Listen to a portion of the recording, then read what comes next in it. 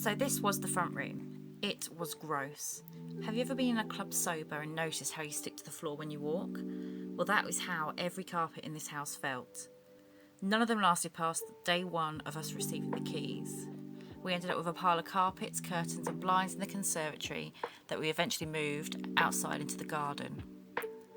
The house was definitely not move-in ready, so our aim was to get one room livable. We decided to start with decorating the front room as we wanted to have somewhere to relax, but also somewhere we could sleep until a bedroom was sorted. Firstly, we removed the skirting boards and pulled up those carpets, with gloves on, obviously. Underneath the carpet and underlay were tiles that we presume were some sort of rubber that had gone hard and brittle. Apart from a few that were smashed, the majority were still sealed in place, so we left them. We just brushed up the decades of dust and broken bits of wall and tiles. We were hoping to reuse the skirting boards and doors, but they were either rotten or broken. The fireplace was next to go. When the house was built, the front room and the dining room both had working fireplaces. This is a feature we potentially want to reinstate, well, in the front room at least. But we decided that the mantle needs to go. I feel the room is too small for a big fireplace mantelpiece, and it felt a bit dated. It's just not my style at the moment. Luckily, a friend wanted it, so it has had a second lease of life. Chris removed the mantle quite easily, but the base was a bit more tricky. We found the original granite base underneath. This may be used for something else in the house. Who knows?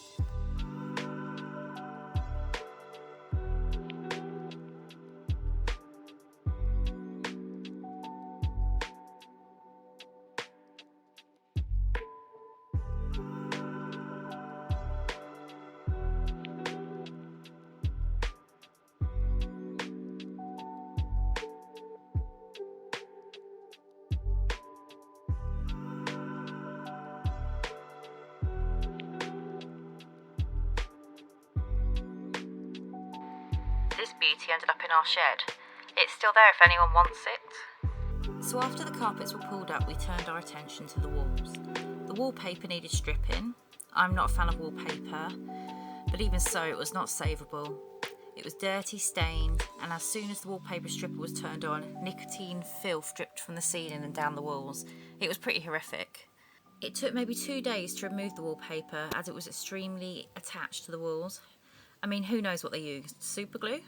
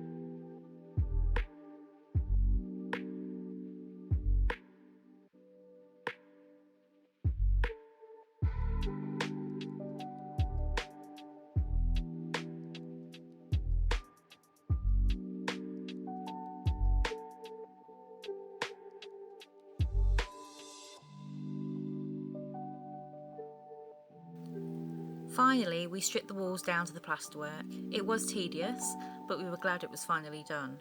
Well, that part of the process anyways. The house was built in 1955 and does not have the straightest of walls. One of the front room walls was quite wonky and dented, so Chris plastered it. It's not something I knew he could do. Unfortunately, there's no video of the plastering as I was at work, but it was nice to come home to a new looking wall.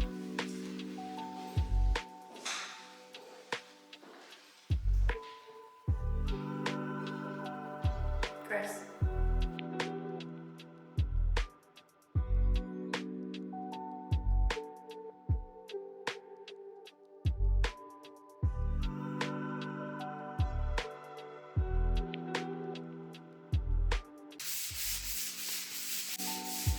I wasn't aware that it needed sanding as well though. It looked smooth to me, but it needed to be sanded, so I was told. So sanding we did.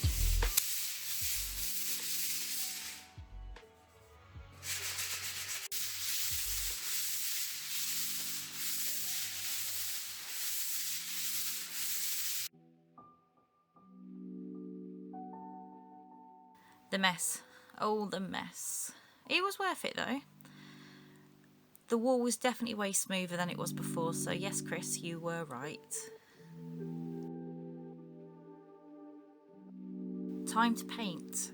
We painted a few coats of white, just a cheap white paint from B&Q. It's a base coat, so it didn't need to be anything fancy.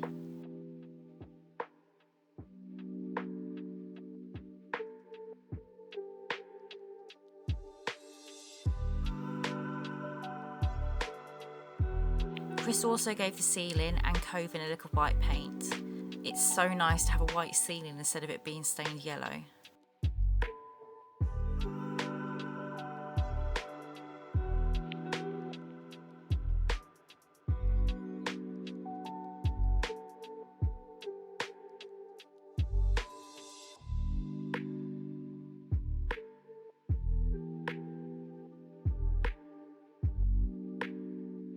We chose plain colours for the top coat, nothing crazy. Our aim is to make the house livable, so keep it plain for now.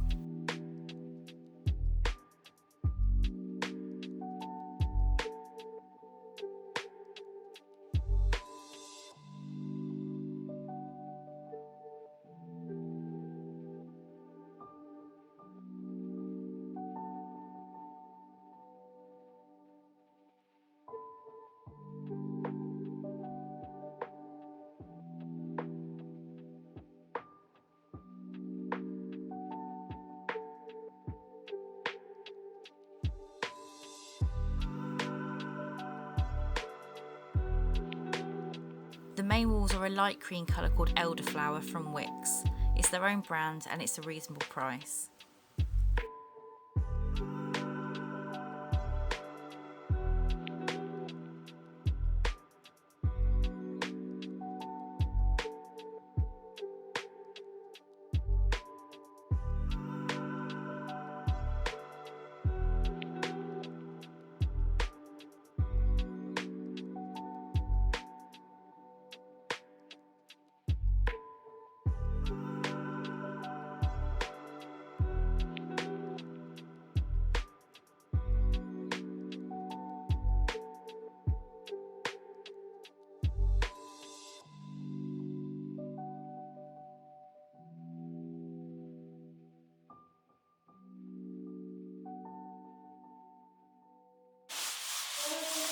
Second coat.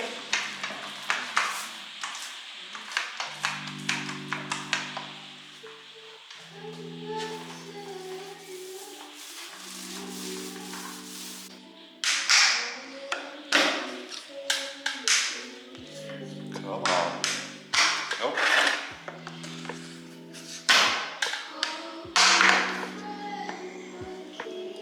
Ooh. That's nice.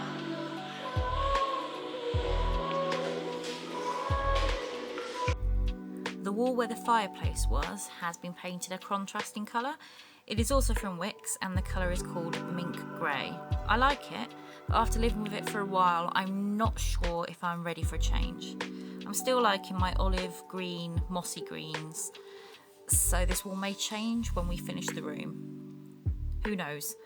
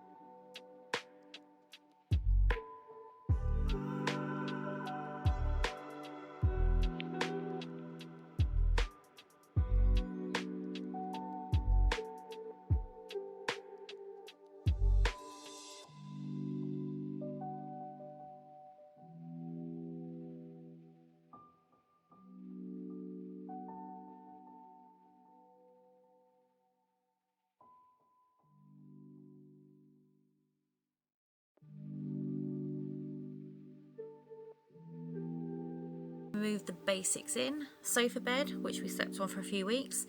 TV unit, which is a vintage drinks cabinet.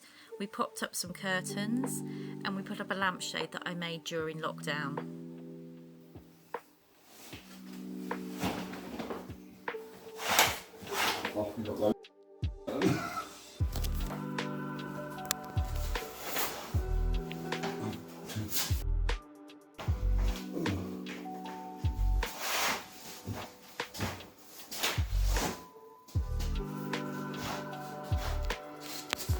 The walls, ceiling and COVID are painted. Chris has put down the flooring. Again, this was done by Chris while I was at work. The flooring is from B&Q and is called Strode or Stroud. I'm not sure how you pronounce it. We've ordered enough of it to do all the bedrooms and the landing. There should also be enough to do the dining room or the conservatory. So we have one basic decorated front room. It doesn't look much. There are no doors or door frames, no skirting boards, but it's livable. But it's also in limbo. We have items dumped in our front room that will eventually move to different rooms as they are decorated. Hopefully we'll be able to get to that stage at some point and have a finished front room. And some doors. Doors would be nice.